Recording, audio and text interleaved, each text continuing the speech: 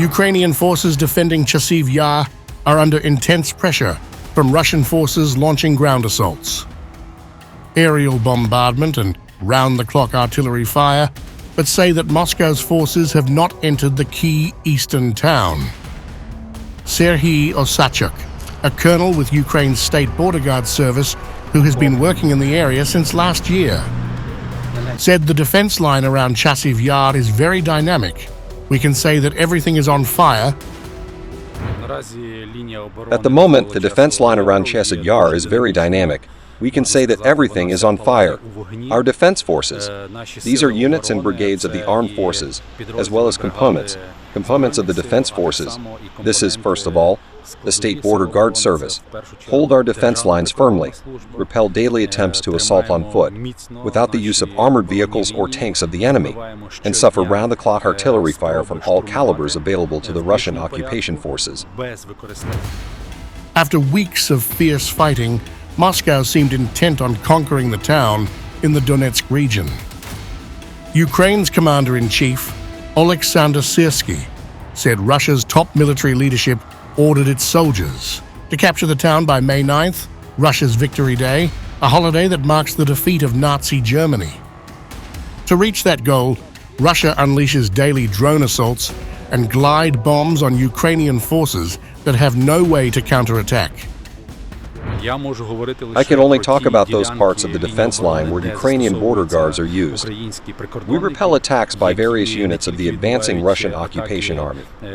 We also control the sky and control the airspace with the help of special air defense systems.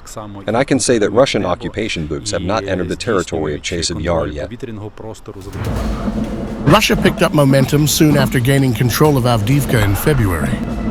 Immediately, Moscow's troops sought to reinforce their tactical success and push further into larger, strategically significant towns. Kostiantynivka, Sloviansk, and Druzhkivka together form the fortress wall of Ukraine's main defense of the Donetsk region. A win in Chasiv Yar, which had a pre-war population of 12,000, would bring Russia one step closer to breaking that barricade. Osachuk said the passage of a new U.S. assistance package earlier this week had given the forces on the ground additional strength to hold on. The new package of assistance from the United States approved primarily gives us additional strength of mind and the power to hold on. We understand that in the shortest possible time we will be able to feel a greater ability to hit the enemy with artillery systems on the approaches. It should be clear that when we have enough artillery ammunition, we will keep the enemy at a safe distance. An injection of new supplies would give Ukrainian forces cover and help them push the Russian forces back. But Russia will continue to have the upper hand in both manpower and ammunition. The Russian military has the ability to generate 20,000 to 30,000 new volunteers per month, and it holds a roughly 6-to-1 advantage in artillery. Until now, that reality has precluded any potential for a Ukrainian counteroffensive. Russian army released footage on how its soldiers found NATO and US army-supplied arms in the decimated Ukrainian posts. Штурмовая натовская винтовка. Есть множество модификаций этой винтовки. Их мы тоже выносили. Джавелины, матадоры.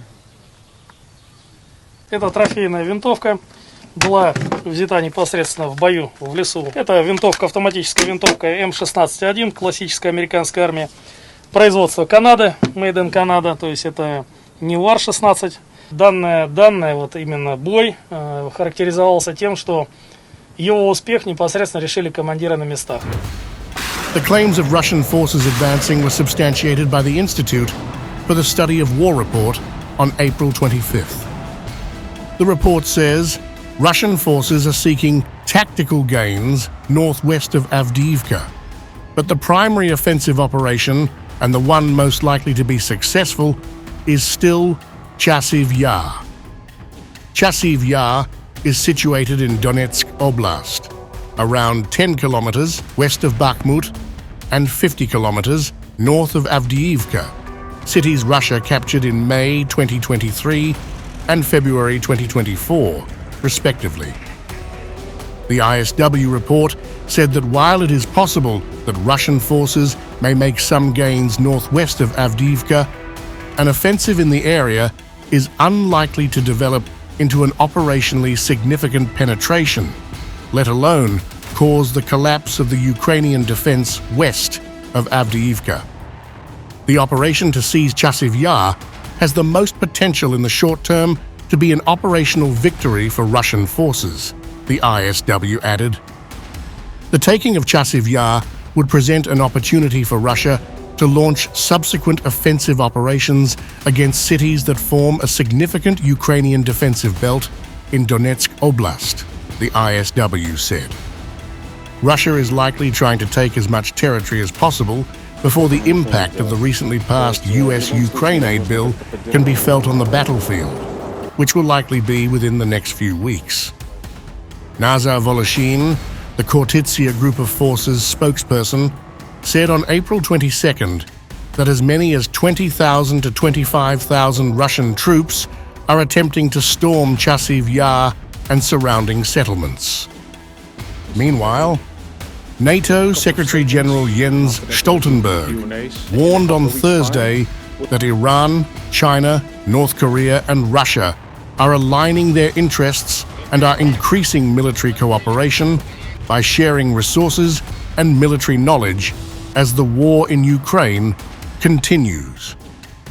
Speaking from Berlin, Germany, where he received the Erich M. Warburg Award, Stoltenberg lamented the fact that the US and other NATO allies did not deliver to Ukraine what they promised. Every day, we see another attack, another atrocity. Russia is destroying Ukraine's infrastructure, including major power plants. And then we have to be honest. The reality is that in the recent months, NATO allies have not provided the support we have promised. For months, the US was not able to agree a new package for Ukraine. And in Europe, the delivery of ammunition is far below the levels we said we would provide. These delays have consequences. Ukraine has been outgunned, allowing Russia to push forward on the front line. China is propping up Russia's war economy, sharing high-end technology like semiconductors and other dual-use items with Russia. Last year, Russia imported 90% of its microelectronics from China, used to produce missiles, tanks and aircraft. China is also working to provide Russia with improved satellite capabilities and imagery. All of this helps Moscow to inflict more death and destruction on Ukraine, bolster Russia's defense industrial base and evade the impact of sanctions and export controls.